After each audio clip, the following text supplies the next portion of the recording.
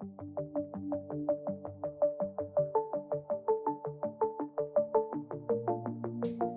morning, viewers. Welcome to this edition of Focus on Parliament.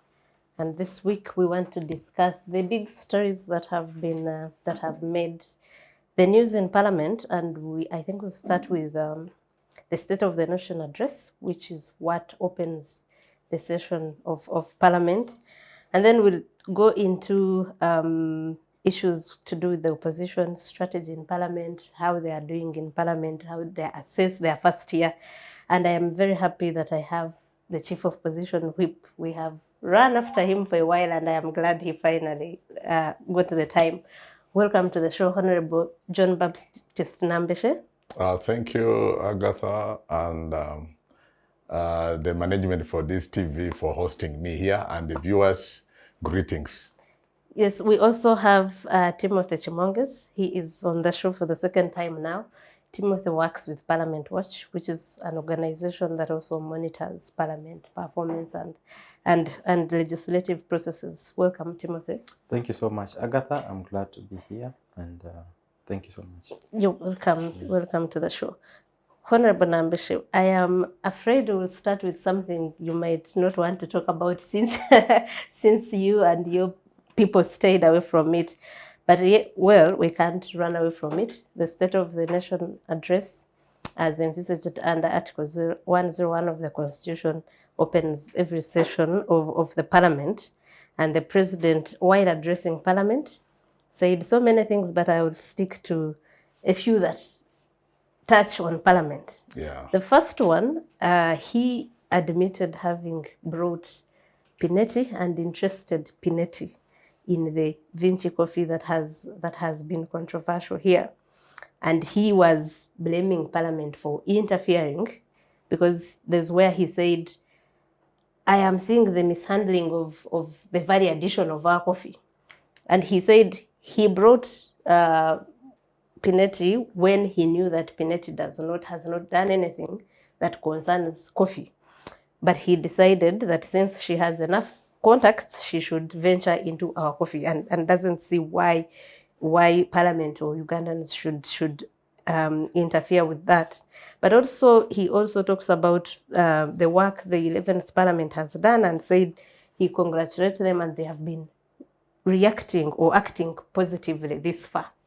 I don't know if you think that's a good thing for Parliament, that the executive, the leader of the executive, the Parliament, is supposed to to play that oversight role over, is praising it for being acting positively. So let's start from there, Honorable. For the second time, President Museveni has said that this far the 11th Parliament is doing well. What is your view of that? Should we be happy about it or worry about that relationship?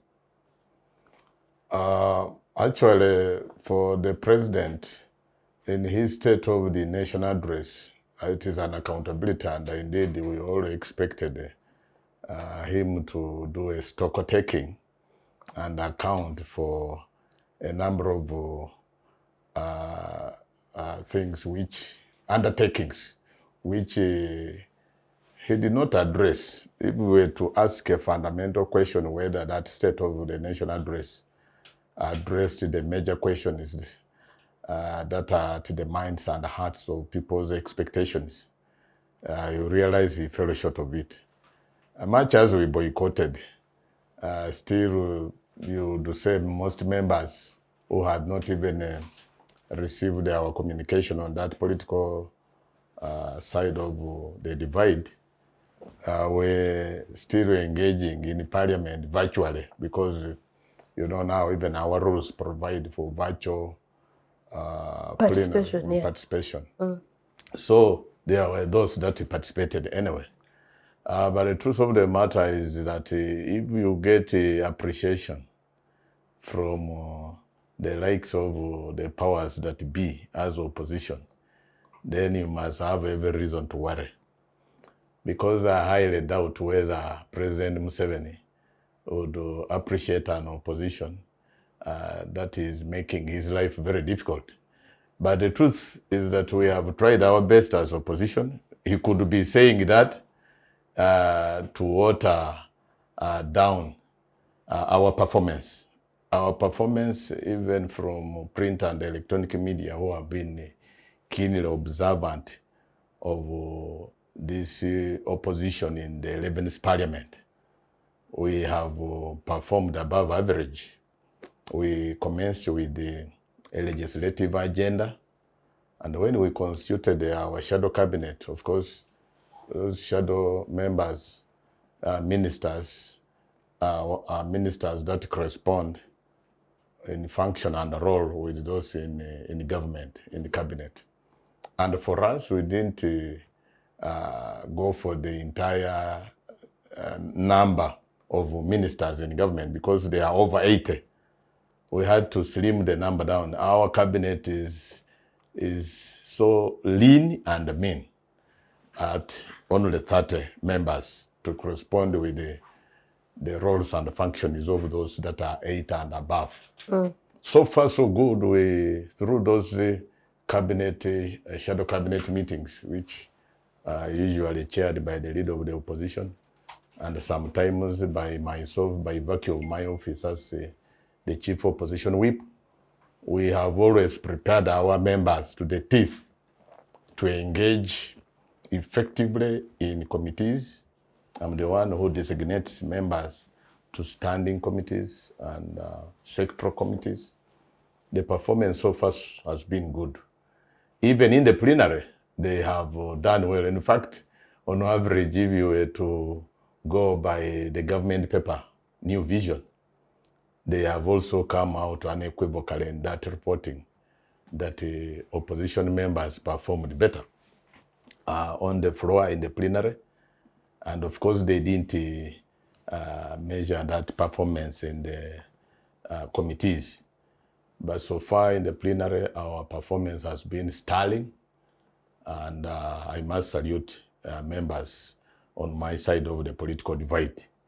But that the head of state would come out to shower aggrandizement on opposition being cooperative with his ruling NRM government, that's far from it.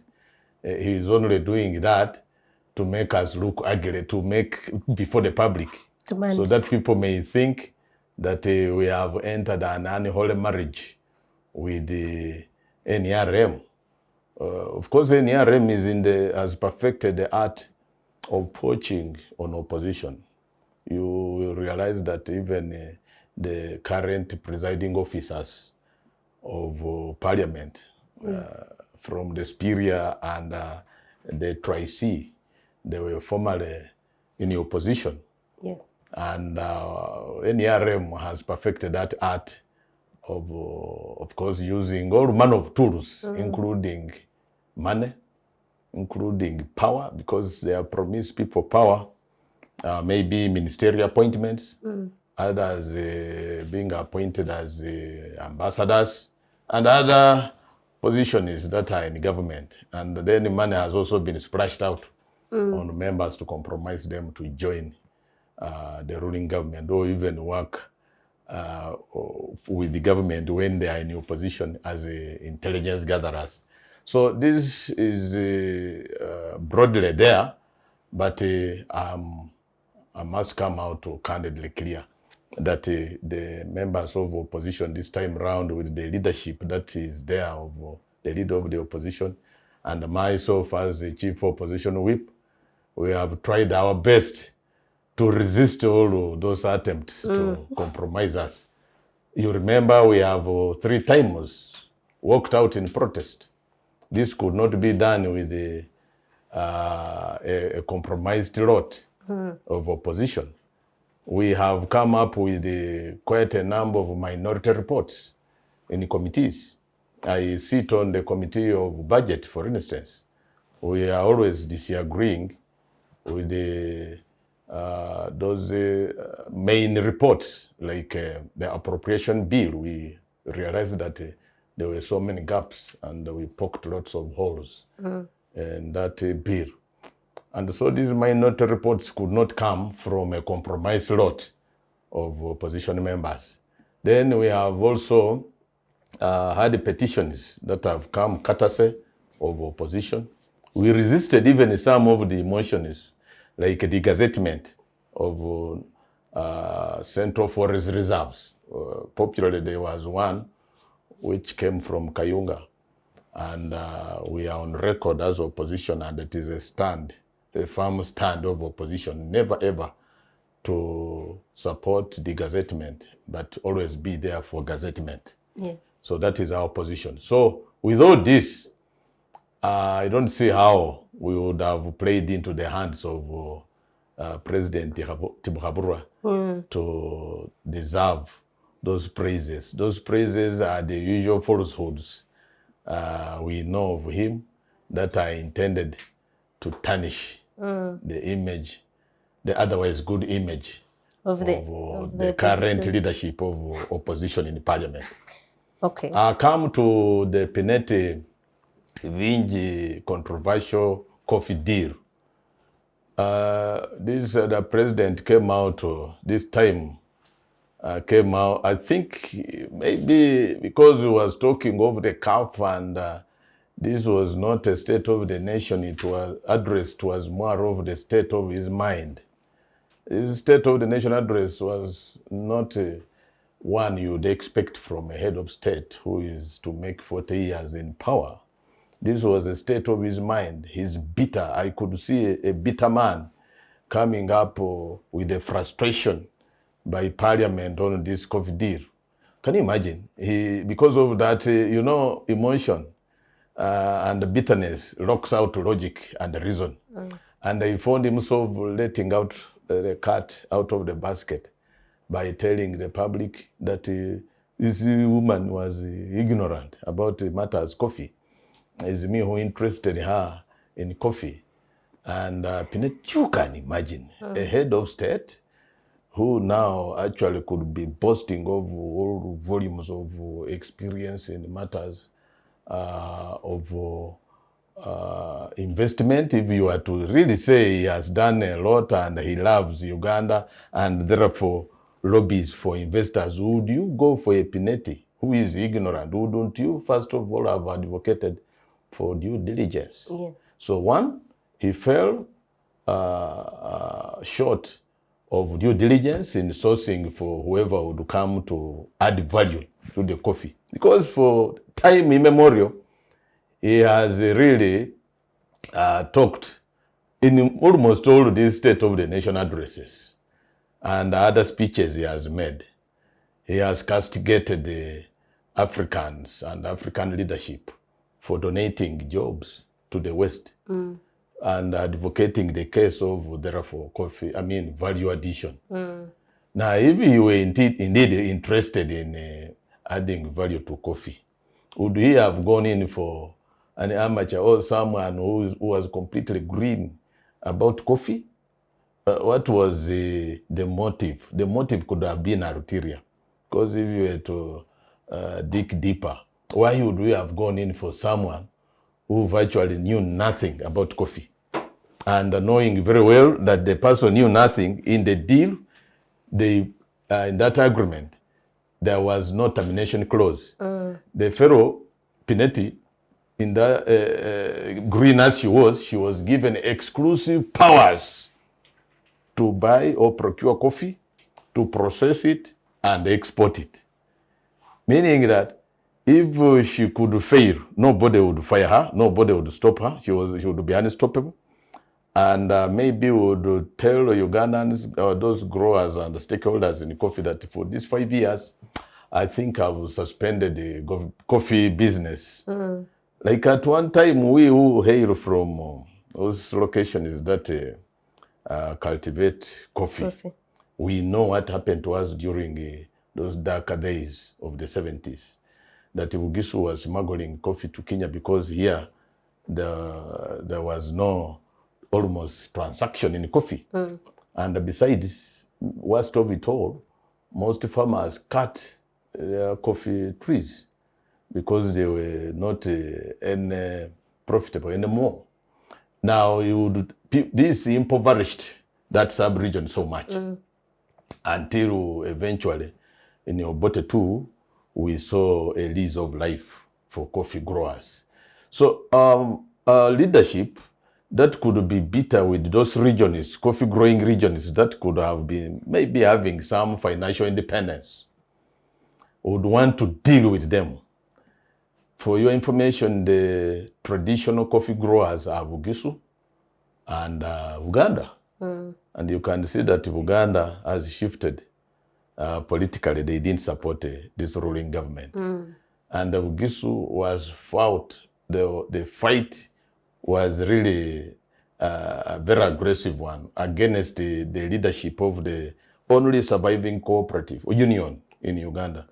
That BCU, the leadership was intended for NRM supporters. They brought, when the Honorable, I remember, when the Honorable Nathan Nandala Mafabi expressed interest in being the chair of that cooperative union, President Museveni came out bare knuckles and sponsored the Dr. Obdeya, Beatrice, to take him on. And lots of money exchanged hands. But of course, the people, the Vamasava, can mean to be stiff-necked if they smell a rat.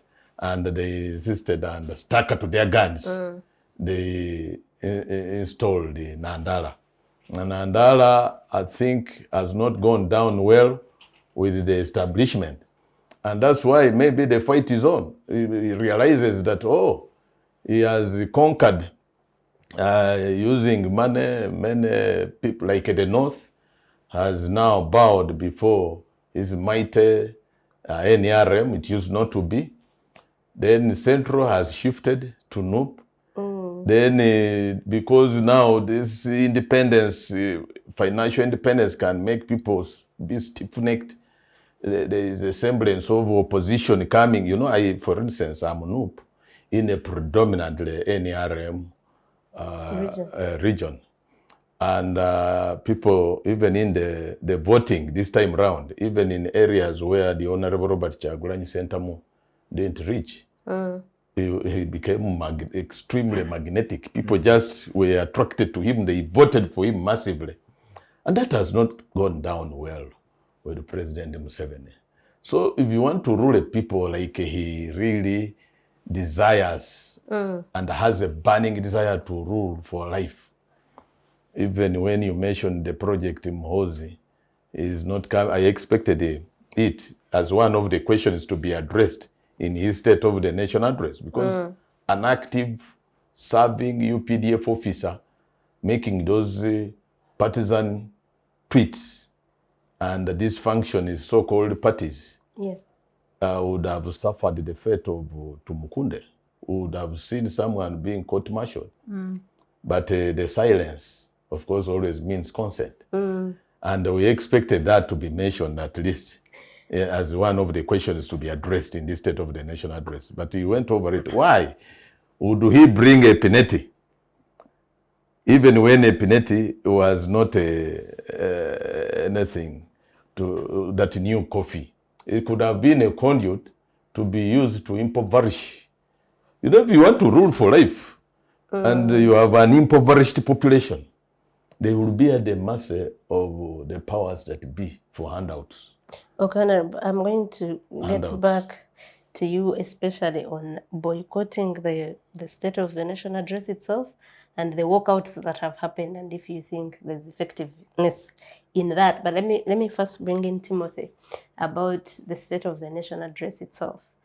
You as someone who has done extensive research on Parliament's work, what do the remarks of President Museveni about the 11th Parliament mean?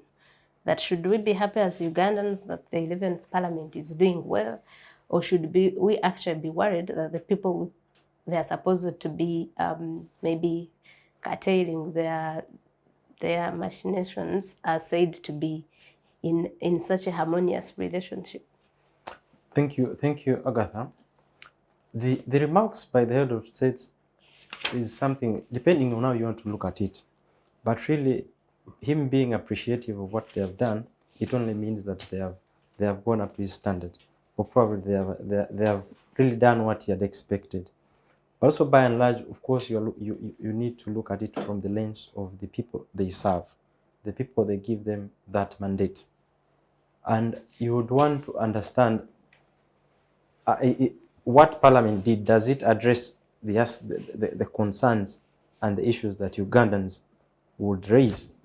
Some of those probably it's something that we can debate, but the performance of the 11th Parliament and Museveni being appreciative of what the 11th Parliament have done, we would want to look at it from the positive side of it, that by and large the 11th Parliament is doing what it should have done, at least from the ruling party. However, the other concern is that as this conversation goes on, I think there are things that would also want to look at it just from the state of the nation itself at large. Does the state of the nation address and look into the concerns of the Ugandans? I think it did, but there are things that were left out, and probably they would have done it better. The head of state would have done it better. The aspects to do with the realization that the state of the nation is an accountability, largely from the previous year to the year that is being accounted. Also realization that the ruling government, as it gives the promises, but also Parliament gives its budget. And so it's from the realization that there is what we have promised to do, and the budget that we're given to do, and this is what we promised, and this is what we've done. Of course, it's good to look at it from 1986, but by and large, it's an accountability of what government has done in the previous year. And so it falls short. Of course, there is the aspect, the president addresses the aspect to do with value addition, the aspect of the environment, which is good, but I think would really expect more of the same.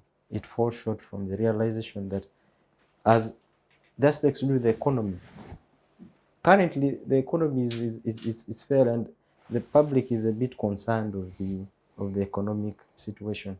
Prices are going high. Aspect to do with the president addresses and says there shall not be tax incentives and all that kind of thing. But what do? Are we at the mercy of ourselves, or what would the citizens? We are on our own, like people on Twitter have been saying. Yes, and yet we give the leadership the mandate to ensure that some of these things are addressed. Yes. And so the State of the Nation address, whereas the head of state made the accountability, it fell short on a couple of things. The aspects to do with the loans and all these loans and all these things that's happening in the country. I think that some of those things were not addressed. Yeah, okay. But also just maybe to highlight on what the law says as far as their boycott was concerned. The opposition. Yeah, I think most of these usually go to the extent of generating a conversation in the country, to the extent that there are demands that their opposition will put forward, and their expectations. I heard what the new leadership was raising demands that the head of state addresses the aspect of removing the taxes on aspects to do with cooking oil, wheat, and some of those other things. Of course, the head of state finally said they would not do it. But I think at the end of the day, what you're looking is creating, in a democratic setting, what you're looking is people having conversation aspects to do with the country. Yeah. Because at the end of the day, all of us, we are stakeholders in this country. And therefore, when the opposition choose to boycott, I think it's probably they will not be heard directly, and so they choose to apply a different strategy, which works. And at the end of the day, this is part of the conversation we're having, not only here, but at the country level. So it's a conversation that's going on. Okay. So Honorable, for the record of my viewers. In fact, if I were to interject, what is good you had concluded. You see, it is a constitutional provision that the head of state, by virtue of his office, has a constitutional mandate to be heard in silence when he's delivering that State of the Nation address. And because he is to be heard in silence, even if we were to be there. And Didn't have accorded yes, himself. banning with some questions of clarification, there would be nothing. You would not be allowed to raise anything. So to make a statement to the nation, that boycott spoke volumes about why we kept off. Because one, we knew his speech would fall short of addressing the immediate grave concerns of the people. Because if you are talking about the skyrocketing prices, at least I may not talk of like our president, party president has said, reduce taxes on all those items, basic essentials. What I would have pressed and expected him to do is he would have borrowed a leaf from the neighborhood. This fuel is the one which has a ripple effect. Its price has a ripple effect on the rest of commodities. Mm-hmm. Here in Uganda, we are unfairly charging taxes like fuel marking, which should have been done 15 years ago when we didn't have the technology to track the fuel. That 30 shillings would have been removed, waived off. In Kenya, what the head of state did, he delivered the subsidies to fuel dealers, and it has helped matter. By the way, me who comes from near the border, you know, Bududa is at the Kenya-Uganda border. I no longer fuel from here. I cross to Kenya. By the way, fuel is much cheaper. Each liter you will save 1,057, I calculated. 1,000 is hoping, yeah, for if you are to fill your tank. But the president, who said that the people should be on their own, should be frugal, could not even see sense in borrowing a leaf from Kenya. So we are not merely lambasting him on being insensitive, but the truth of the matter is that President Museveni in this State of the Nation address demonstrated by word and deed that he does not have Uganda and wananchi at heart, because he should have done something on fuel, especially that waiver on fuel marking. But he hasn't. And you see, even this fuel, the prices went up before the Russia-Ukrainian war. But he has not even engaged the dealers. They have been left on their own to increase. In Kenya, the administration had to convene with the stakeholders, and the prices were revised downwards. And it's much, much cheaper, even in Tanzania here. So, besides the subsidies, you would have raised the question about, he said virtually nothing, and he has remained loudly silent, so to speak, on the money we received as stimulus package from IMF. Catastrophe of COVID-19, it was a disaster, but had a silver lining. We got 3.7 trillion. That money was supposed to have been a stimulus package, which could have been used as subsidies also. But that money has disappeared mysteriously. You can't even make mention of it at all. And talk about fuel reserves. Why countries like Kenya, even Rwanda, small Rwanda, they are able to waive some of, or rather regulate the prices, is because their reserves are full to capacity. Ours, when the committee visited in Jinja, this, by the way, were constructed by the so-called swine. The then president, may he so rest in peace, Idi Amin Dada, those reserves are empty. So you don't see a serious administration 40 years down the road. It is about regime preservation. It has virtually nothing to do with the care for the citizenry. What I see in Museveni, I can read it like a book. If you saw his face, even the dress, you know, the way he was so casual, even the whole speech address was so pedestrian. You can't come out and say that accountability about stock taking of the past performance ever since you delivered the last speech to date. You shy away from assessing that performance.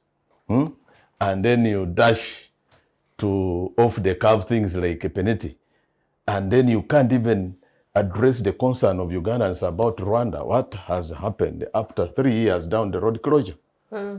We expected that to feature. Or even Congo, the relationship. Oh, are you using the taxpayers' money to construct roads, electricity, and eventually will be thrown out, like it has happened in the past? Because we know that even the Haiti oil and gas, the construction of the pipeline, as the works progressed steadily in Tanzania, here they have stalled. And the feelers and the information we are receiving and gathering is likely that the target again of getting that oil and gas by 2026 will not come to pass. It may come in 2063 or even beyond that. So I have issue with that state of the nation address. I actually think he talked about Congo, and because he talked about the regional and foreign policies. But what could Congo indeed, he made mention of it. But fundamentally, he should have informed us the strategy on the exit strategy. He should have also reported to us, because you see, he never sought the endorsement of parliament in this joint operation. Just like the Congolese army, before they deployed, they had to get a blessing of parliament. Here it didn't happen. Now, if he had chosen to make a mention of it in his State of the Nation address, he should have gone whole hog, to mention about the casualties we have suffered. And the taxpayers' money that is going, we ought to know when we are exiting or we are there for good. And then about the new turn of events, that Rwanda is now already in a very bad relationship. There is animosity between Congo and Rwanda is our neighbor, and Uganda is in Congo, Rwanda is in Congo. May we not again experience Kisangani 1 and 2? We needed some report of some kind, or some encouragement that our forces have not suffered fatalities. And we are heavily informed that ADF has really hit us hardest. We have lost quite a number of our officers and men. Now, his report on Congo, mention of Congo, was silent, conspicuously silent about even the new deployments. There are very many who have again been deployed without the knowledge of the people's representatives. So all these are irregularities of sorts which should have been addressed in his speech. So the boycott is supposed to achieve what, Honorable? It has achieved a lot. Are you aware? No. That we are receiving numerous calls from the international community. And by the way, even when we walked out, some people played it down and poured the cold water on it, but it yielded fruits. It compelled the powers that be. The world is powerful.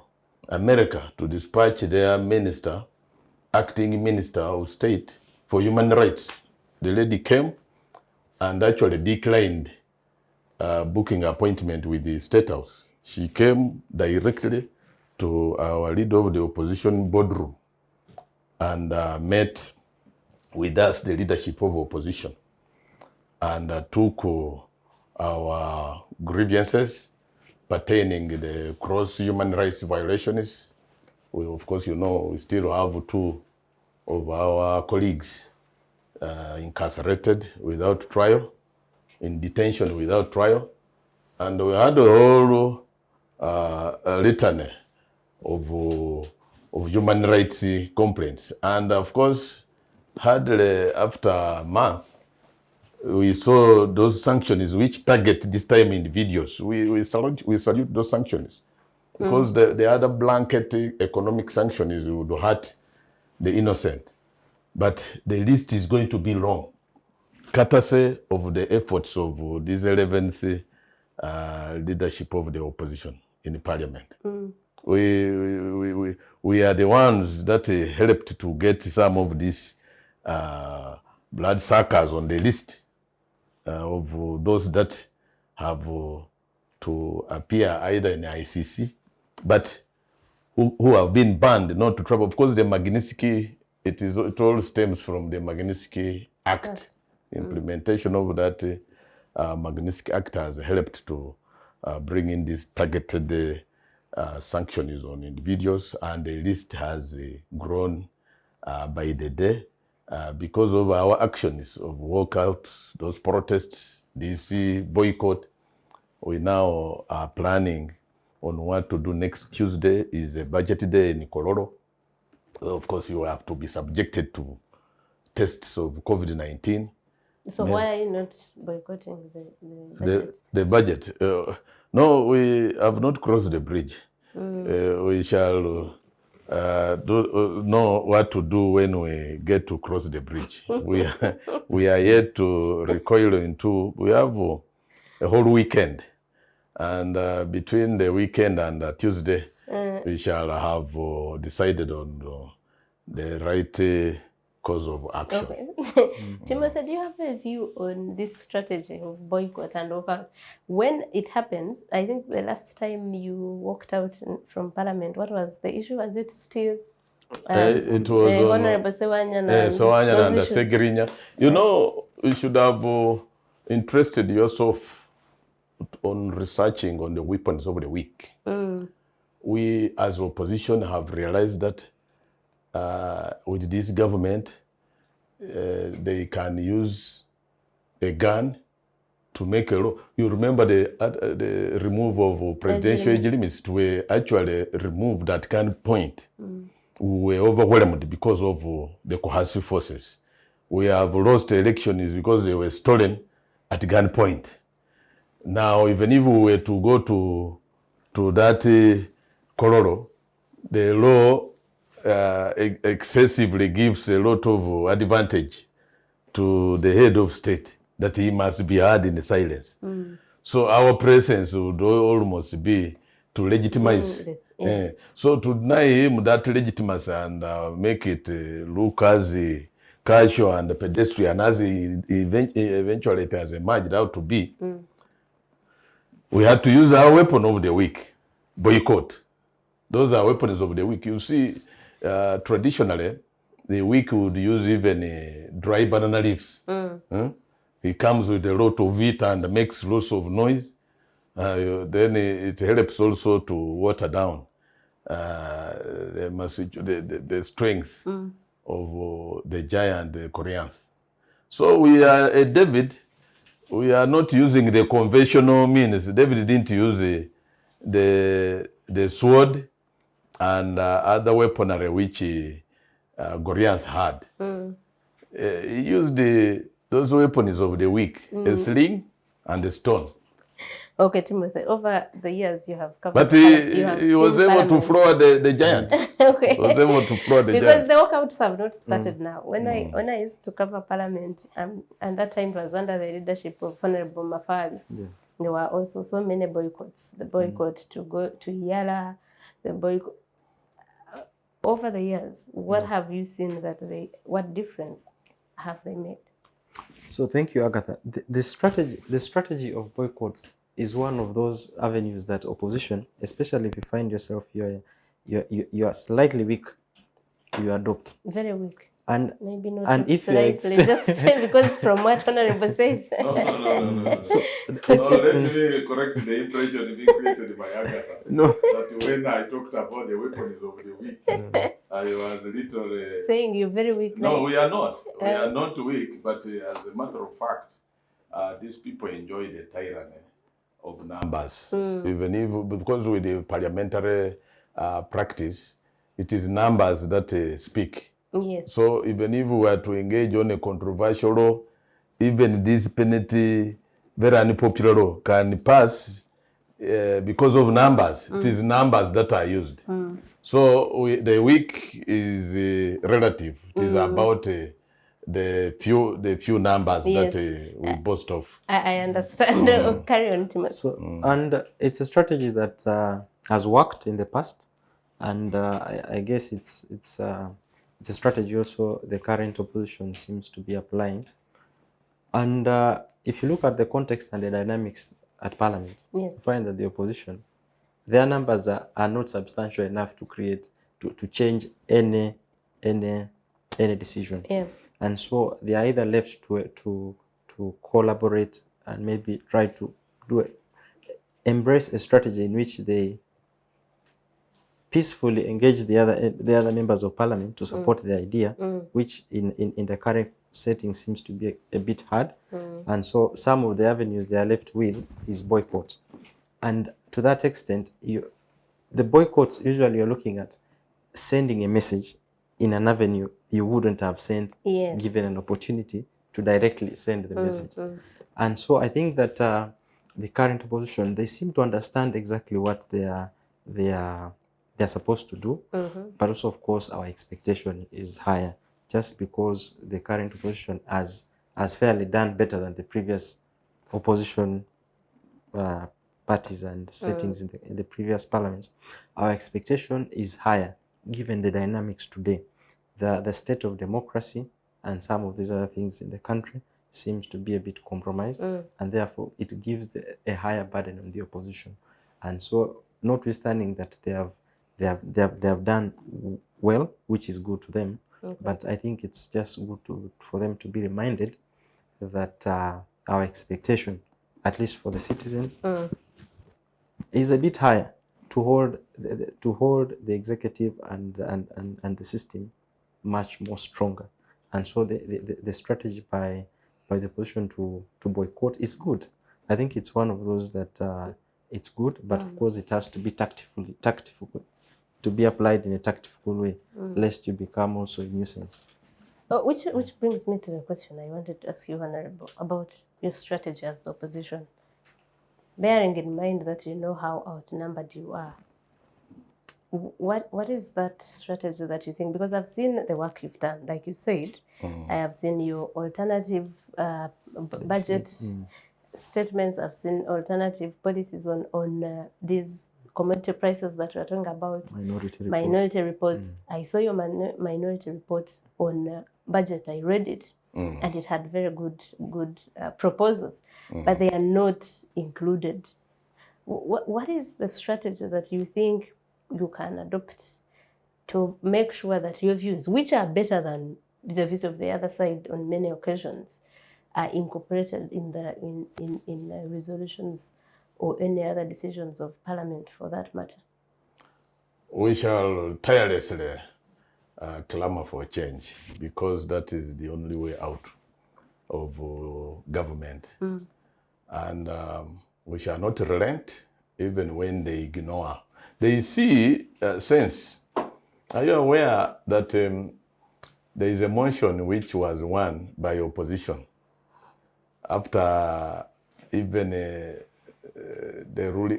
chief opposition, I mean the government chief whip, tried to muzzle using even money and convening those caucus meetings in Entebbe, Nakasero, to ensure that the members of NRM do not vote with us on a motion which was moved by opposition on reversing the collection of revenue, which is meant to be by local government, but is collected by Uganda Revenue Authority, URA. And we succeeded in winning those numbers of NRM voting with us. That is actually a milestone that was made at that time. Why? Because of Tyranov reason. Even when they have the boast of Tyranov numbers, when it comes to reason and logic, it sometimes works. The members were able to see how ugly they would look if they voted against this motion, which was meant for the people, actually to redeem local governments to have that semi-autonomy of also collecting local revenue. Councillors are going without ex-crusher and their allowances, because all that is collected by URA is taken to the consolidated fund, and to get it remitted by Ministry of Finance back is a tug of war, actually impossible. Yes. So as opposition, we appreciate our size of the numbers, And we know that to beat the Tyranov numbers, we have to apply Tyranov reason. That has worked. Where we realize it is failing, we come out boldly and exercise our constitutional rights of demonstration. It is actually constitutional to boycott. It's not unconstitutional. But that boycott, that protest is a statement, very big, huge statement. And if you were to know how many meetings we have now held with the European Union, for instance, I have to be sincere in this. I don't need to hide it because I don't see confidentiality in it, because even the administration I know in power has known that they have come to meet us severally on this boycott. Cutters of boycott, they were able to come to book appointment with us in these meetings, and then there are many more other engagements which I may not mention here, but it is because of that boycott. So boycotting is good when especially it is necessary, and walkouts are good, especially if you want to make a statement to the nation and the entire world about the dictatorship that is entrenched in any realm. Okay, Honorable, let's take a very short break. And I want us, when we come back, to discuss committee leadership and way forward for the opposition in the second session of Parliament and what you're planning to change. Okay. We'll be right back. Digital rights are those human rights and legal rights that allow individuals to access, use, create and publish digital media, or to access and use computers, other electronic devices and telecommunication networks. Digital rights include a right to freedom of expression, information and communication through technology, a right to privacy and data protection, a right to credit for personal works, a right to universal and equal digital access, a right to identity, a right to anonymity, a right to be forgotten, and a right for protection of minors, among others.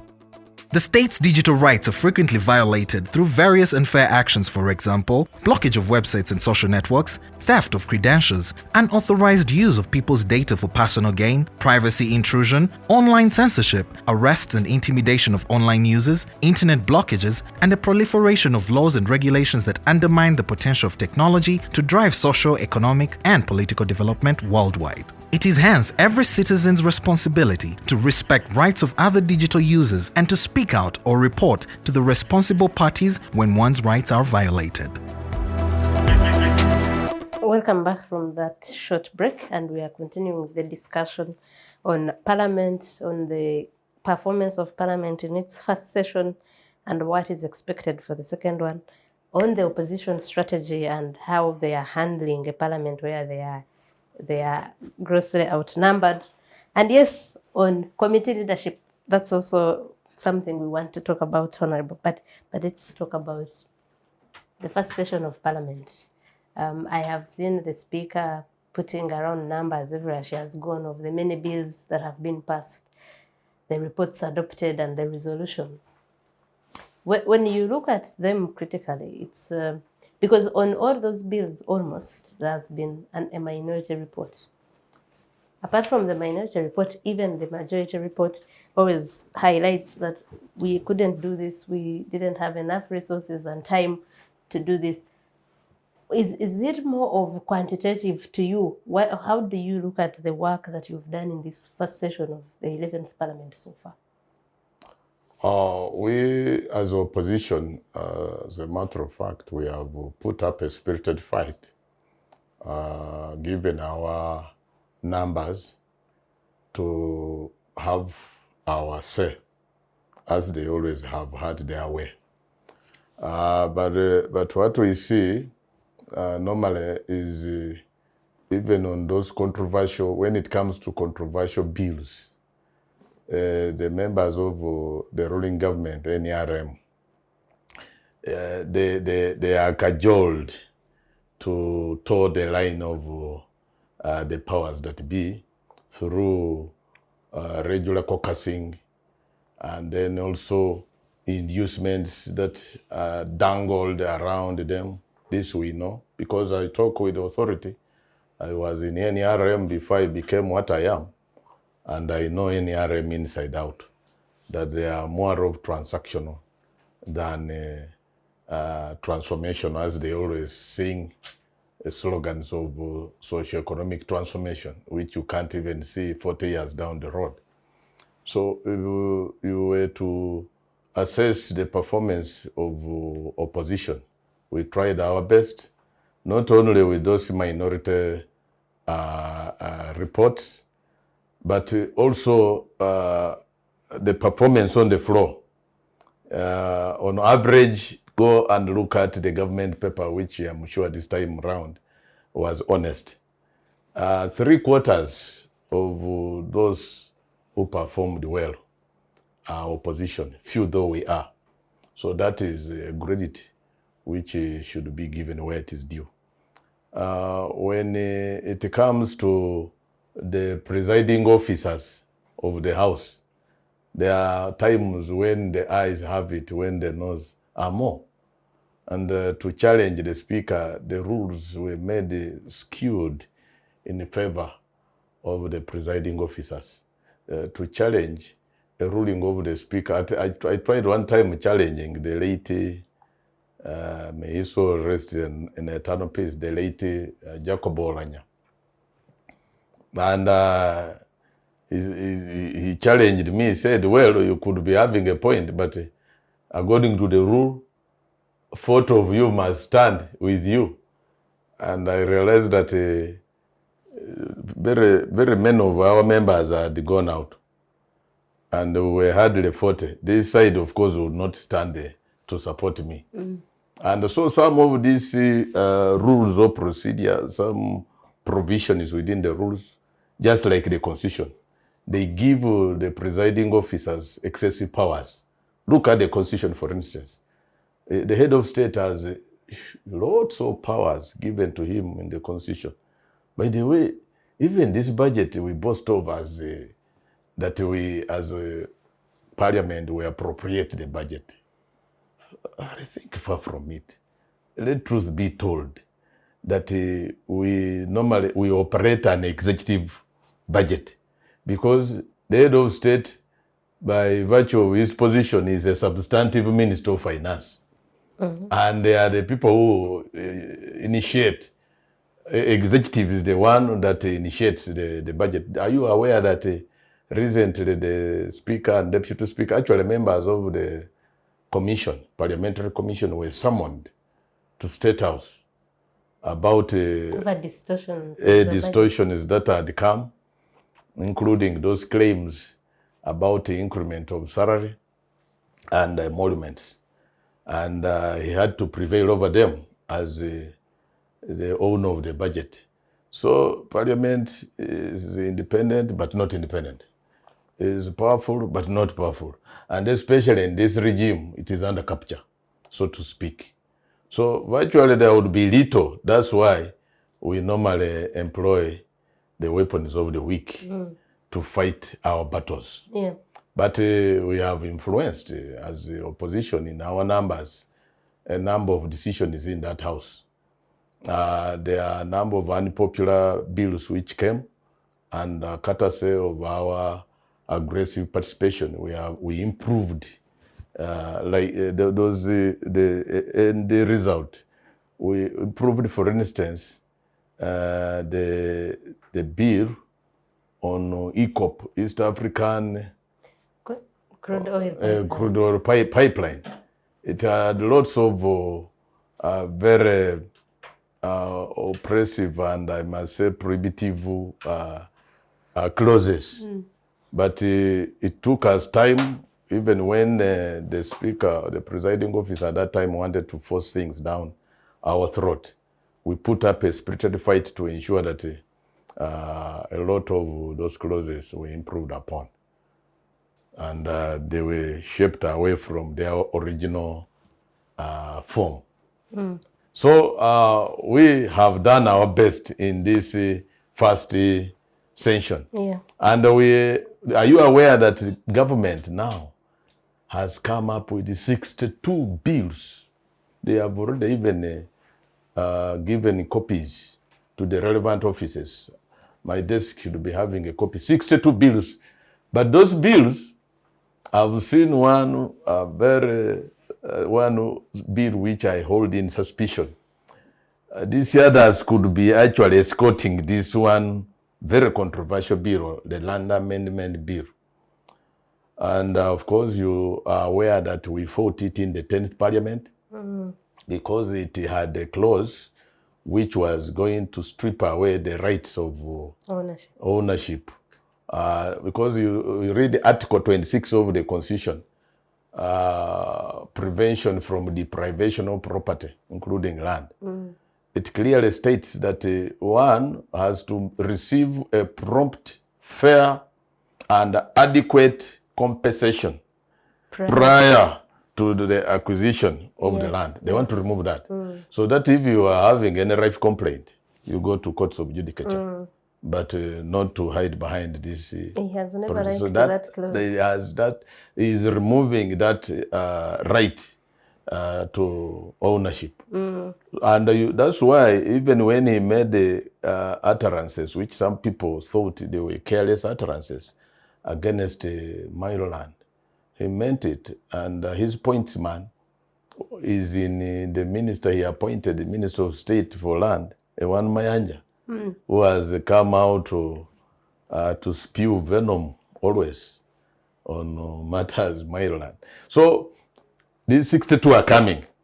And we have already started convening as opposition to lay chart strategies of how to fight this onslaught. So we have a lot to do in this next second year, because it seems government does not want to relent. They would want these bills to be passed. There is one on health care insurance, which was actually not given an opportunity in the 10th Parliament. It has also featured in this list of 62, but I highly doubt whether it will see the light of day again. Because it is government that has actually sat on that bill, even when the committee came up with very brilliant ideas to improve on healthcare services, so that Ugandans will be entitled to an insurance. Okay, so Timothy, 62 bills for the next session of Parliament. I think we have here discussed the quantity, how we are seemingly more concerned about quantity and not necessarily quality. Do you think that the upcoming training for MPs, what is it called? Induction, the one which was supposed to happen. It is slated for from 15th to 15th, 16th, 17th next week. For the first quarter. So do you think that would help with the quality of legislation in the next Parliament? I mean, in the next session? So thank you so much. The target has been set. I think the head of state in his State of the Nation address put, at least on the legislative agenda, there are 62, which is a clear benchmark. At least at the end of the session, we shall hold them accountable to that. It was unfortunate, I think this time there seemed not, during this first session, during the last State of the Nation address, the head of state did not outline the legislative agenda. Actually, I think they did. No. By the way, the Prime Minister was almost copied from what we had presented. You know, we are on record as the first opposition ever to present our legislative agenda in advance. And when we demanded for one, of course, we had to give possible alternatives. From the leader of government business, she pledged to come with one. And we said, if you don't have one, then you take ours also, because our role here is to keep government in check and even provide possible alternatives. But of course, they shied away and never had anything even to present anyway. So finish your thought, Timothy, on that. 62 is too much. 62 is much, but it's a target that should be there. That for a parliament, for a government which is interested in serving its citizens, there should be a target which has been set. How and the dynamics in there of how they'll be achieved, I think that's a discussion for another day. Yes. But by and large, I think that legislation, of course, is just one of the roles of the members of parliament. There are other areas on oversight, appropriation, but also representation. Which Honorable already said appropriation is a formality. Yes, as a matter of fact. Yes, which those other roles come in handy as far as the performance of the legislators is concerned, and so it is an area that, notwithstanding the number of the opposition, but also the dynamics that are involved in there, I think those are areas that are very key as far as the coming session is concerned. But also more importantly, on the aspect of the induction, so it comes in a bit late. This should have happened during the first session. Better late than never. Better late than never. But I think. But you people inducted your MPs. Yeah, actually, even on Monday, we have a clusters program. You know, we have the third National Development Plan, National Development Plan 3.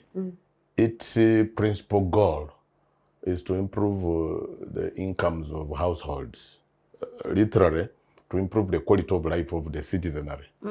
And this is all based on a program approach, on budgeting program approach, on budgeting, on planning, on implementation, and results-oriented reporting.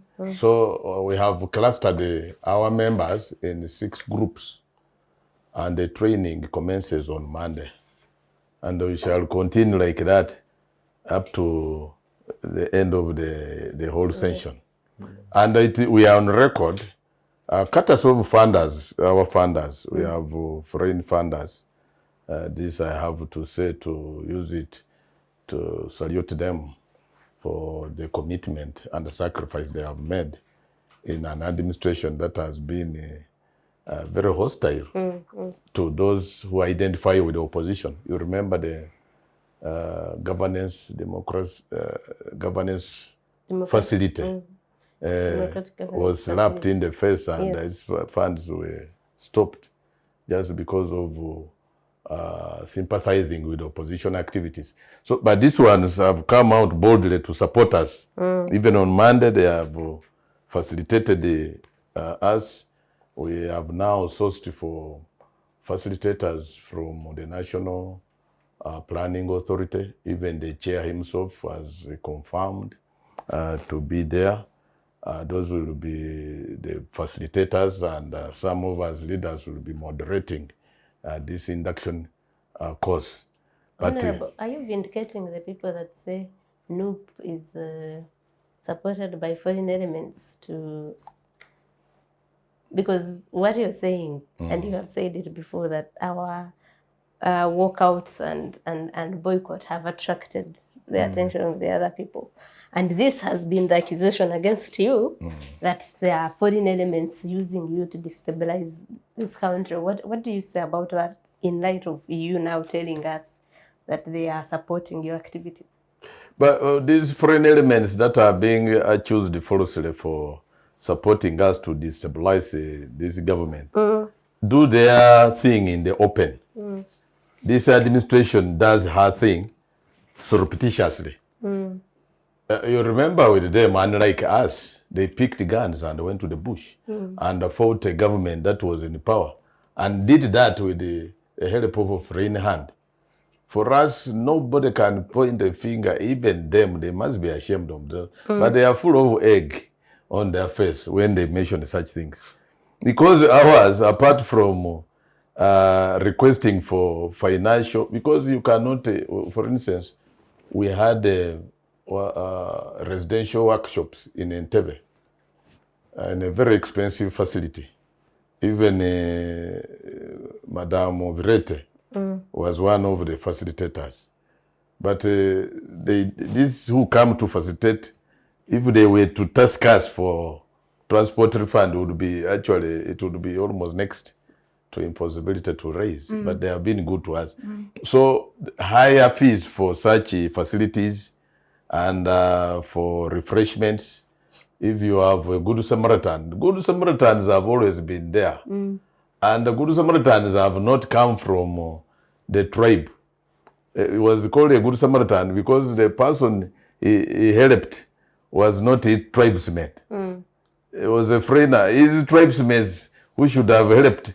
Opposition, by virtue of its being a constitutional body in the parliament, should be getting such assistance or funding from government in power, especially in this multi-party dispensation. It does. Well, what you hear of the funding which we get, those billions you hear of, sometimes just blown out of proportion. They are not the billions. But they wouldn't want an opposition that is empowered, that has what it takes to run its activities, including these inductions. The good Samaritans, they call foreigners. When they themselves used foreigners to get the 27 guns to fight a legitimate government, for us who have not destabilized this government. If it is maybe destabilizing it through verbal assault, it is not a crime. And the boycotts, it is a constitutional right. So I think they are short of what to say, but they are always in the habit of choosing us falsely. These falsehoods have not started today. They have been on, because President Museveni, for information, even when he talks about penalty and the way he sourced penalty, you just know that these things are a facade. Even what most of the things he says about opposition are falsehoods, including that one, that foreigners are supporting us. Oh, okay, before I get back to Honorable Timothy, there was news yesterday that the executive has cleared the 193 billion that Parliament had allocated itself without its permission, I think. And this money, they say, is for travels abroad and committees. Do you think this will help us get more quality work in terms of reports? Because I have read reports in this Parliament over those bills. Some are really shallow.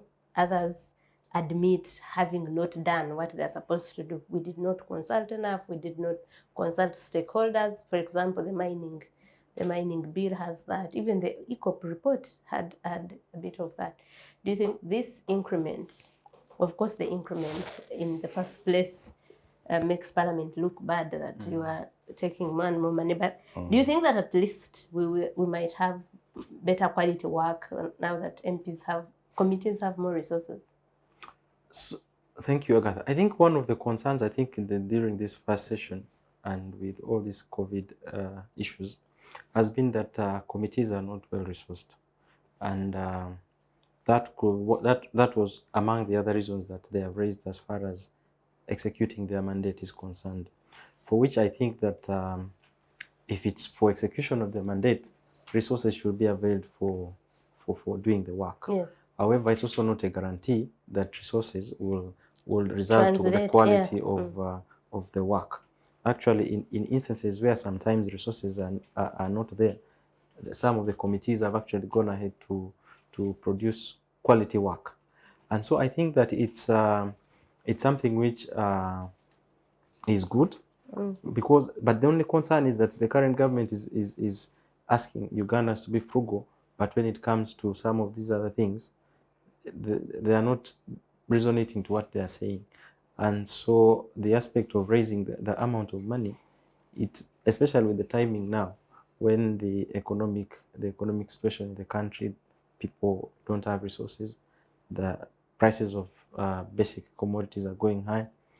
I think it's something that needs to be looked into, but also I think that it does not guarantee onto the quality of the work of the committee. But however, as far as execution of the work is concerned, the committee should be well resourced. They should be availed with all the opportunities that are there for them to execute their mandate. Because at the end of the day, a good report by a committee is a step towards addressing some of those concerns. However, of course, it's not a guarantee that after producing a quality report, some of those will be some of those things will be Adopted act. as Yes, yes, yes. So, Honorable committee leadership. What determines who leads a committee as someone who is in charge of doing that? Yeah, party leadership. Always parties will have their leadership. And by the way, we are 6 parties on that opposition political divide. We have Jema with 1 member. We have under his own whip. Then we have PPP With also 1 member. and she's also a whip in her own right. Then we have FDC. We have DP, we have UPC, and the NUP, National Unity Platform. And by the constitutional provision, the mandate to have leadership for opposition comes from the party which boasts of numerical strength, and that is National Unity Platform. It has the leader of the opposition and the chief opposition whip. Now, the role and the functions of the chief opposition whip is to designate members on those committees. Although indeed the leadership of those accountability committees has to be determined by the leadership of the party. It's the party that sits and submits those names to the chief opposition whip. Of course, the leadership therefore has to sit with the chief opposition whip so that he captures those names. We have 4 committees, accountability committees. The one of Park Central, Park Local Government, then COSASE, and Government assurances. And they are, of course, given leadership by opposition. So that is how we allocate our members to, or designate members to the various. The committees are 2, the standing committees, and then sectoral committees. And sectoral committees have a life of 1 year. By the way, now I've tasked members who would want to shift from the committees they have been sitting on to express their interest or choice, change of choice in writing. It has looked strange to some, but it is important after my short stint and the experience of members who can never be kept. I mean, whose word can never be kept, who can never be trusted by their word. A member may claim that, I requested to be on this committee, or put him on the wrong committee, when indeed he had informed you that he had expressed interest in that very committee. So if it were put in writing like they are doing it now, because after 1 year, those sectoral committees, you can change, you are allowed to. But the standing committees is 2.5 years. That one is not yet. So there are a number of members who have already applied to be changed. Others request to be maintained on the committees. Okay. So when you say it's the party leadership, is this based on merit or loyalty or politics? Because I understand you people ask those interested to apply for leadership. Yes. Do you, in the application, like how we apply for a job, you put your experience, your qualifications. Is that what guides that in the end? It is a meritocracy rather than mediocrity. Because with mediocrity, people look at how loyal, how close you are to the powers that be, or even sometimes how deep your pocket may be. Some of this, we have had some people actually using money to climb to certain ladders. But for us as a National Unity Platform, it is purely merit on merit. The competence that one would bring to bear in the event that he or she is on that committee. For instance, when we came up with the Honorable Mapinduzi, Yes. he was not a member of our party. He was FDC anyway, although he eventually became independent. Well, little did we know. Little did we know that he was independent NRM. Yes, until we saw his true colors when he was in the house. So such a one, it is not that he was a member or that he was loyal to any of us, but it was purely out of an assessment that he has been in local government and he had performed. Well. In fact, he had a very good track record in local government. And it was that we located the basis of his elevation to that position on his record and earlier performance. So no was a good testimony as far as the leadership allocation is concerned. Honorable, I understand that you have requested committees to give you the participation and attendance of your members, for example. I don't know, is that true? Yeah, that's true. So is that supposed to also determine who you entrust with the leadership of a committee? But also, one of your members who chairs the committee, Betty Nambeshe, her committee has not reported to the House like the Constitution require, the rules require, I think, because at least once a year, and she hasn't. And I am sure we all know Honorable Nambeshe has had health problems. Is there now a way you look at and say, no, because of one reason or the other, she is not performing well here, let's put someone who can execute this mandate? I think the law anticipated such eventualities, such emergencies in life. That's why there is a provision for one to deputize the chair. Yes. And when we constitute the leadership, it's not only that we end up with the chairperson, we have also a vice. And in particular, the Honorable Nambeshe you are citing has an able deputy in the Honorable Gonza Kaseungu. And now to blame her for health challenges, it would not be right. But the truth of the matter is that, by the way, you may not know what is happening. There is more to it than meets the eye. It is the government that has frustrated the work of that committee, by the way.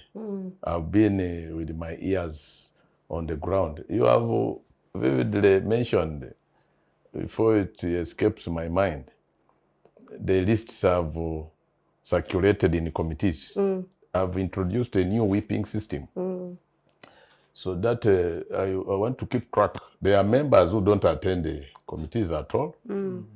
And you see our law and rules of procedure, don't give sitting allowances as the word suggests. Because if it were you getting as per your sitting in the committee, it would have been the best self-sanctioning system.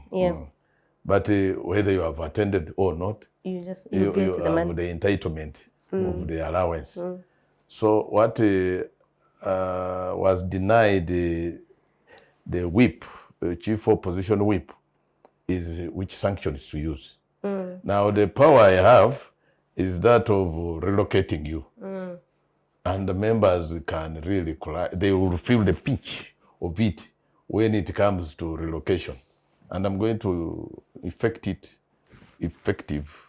this new sanction. Okay. Yeah. One last question. We are running out of time. This parliament has not started on a very good note. It must have been on a good note for President Museveni, but not for Ugandans. Because Ugandans are looking at the expenditure. We discussed here how the expenditure of parliament has now increased by over 200 billion from last from last, I think 184 billion from last financial year to now.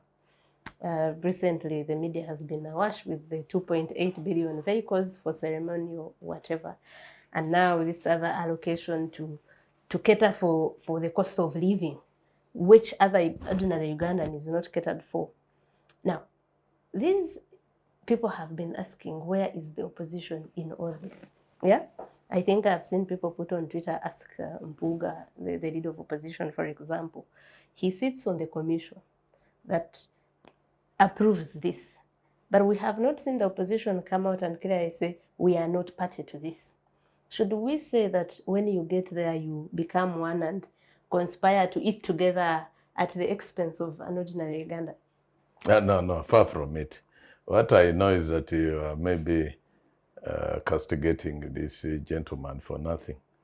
The leader of opposition? The leader of opposition has done his bit.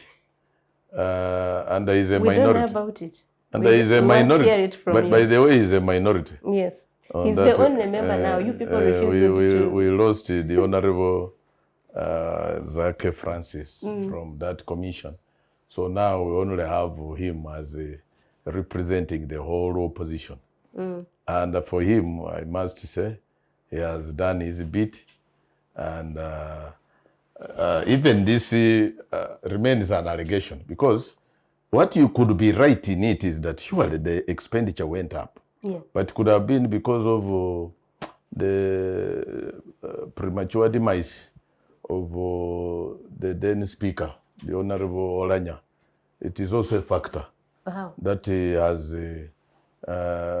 raised the expenditure of parliament. Yes, a lot of money which had not even been budgeted for was spent. And of course, the accountability is on Parliament. So indeed, you are right to say the Parliament has overspent. That is a factor. But about this 193 and the Posh 2.8 billion benches, there is justification. What I don't know is about the procurement, how they ended up with expensive gadgets like those, if indeed they are cheaper ones elsewhere. I've not researched deeper to know what exactly the cost is. Either they are lambasting them for going for expensive ones when they are modest, benches with modest prices. Yeah, that's true. I think that I'm yet to breast myself with. But the truth of the matter is that all the benches that were used by the then Speaker, the Honorable Kadaga, and the Deputy Speaker then, the Honorable Olanya, I'm reliably informed from the Transport Department. In fact, I took trouble to call to find out the vehicles that are in the pool. They said the benches that are there, one actually embarrassed Parliament when it broke down. The Speaker had to be shifted to another. In fact, one had been given to the one of the late Olanya, I think was the one that was given, Kadaga, given to the leader of the opposition. But it's also, I think we might sit and say, the leader of opposition must also be given due attention. Because if you only limit focus and attention to those in the ruling party, how about opposition? Because he is equally in a very because we're expecting in the opposition to be deplorable state. To be frugal and feeling our pain and saying, no, I can't accept. I can't but that's why we are not pushing for it. I'm only giving what my view would be if they were really to be to do a comprehensive overhaul of this wanting vehicles that are in a deplorable state. It should cut across. It should not be seen to be skewed to only any RM. Okay, I am afraid our time is fast spent, but I'm going to give you, Timothy, a chance to end on that. This thing is not only making Parliament, NRM members look bad, it's making even the opposition look bad, like they are conspicuously quiet, where you need an alternative, like how they have written an alternative view on everything. That's where we need an alternative of saying, no, here we disagree. We shouldn't be buying cars in a time like this when other Ugandans are being told to tighten their seatbelts. What do you think? I think that, first of all, the whole issue may not be making them look bad. They may be bad, actually, or very bad in that, for that So matter. they are not just So maybe looking there's bad, something but they are just, bad. maybe they are just bad. There's something that's just curtailing all this view. But also, probably just to look at it from the other perspective, is that some of these entitlements, they come with these offices. And I think these are incentives that these offices they have some of those, yes. So, and that also cuts across even to some of these law, the chief whip and some of those entities. But I think the question would be the timing, the cost. Can we do it better at this point in time when the country is going through the economic crisis? It can't be that you're budgeting for billions of cars, yet the ordinary Ugandans are struggling with life. So I think it's the timing, but as far as the entitlement is concerned, yes, they should get. But just also to comment on it is you can't be preaching frugality and you're practicing something Of course, different. I forgot to add that the same commission apparently approved houses, us to buy houses for the speaker and deputy speaker. Exactly, and you know, the opposition has actually played. This will be the first time. No. But you see, some of these things, I don't know whether you subjected them, our minority report, to scrutiny.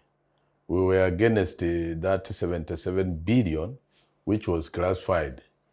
And then even money, some of these were not given a breakdown, including this hooping 2.8, and then the housing allowance.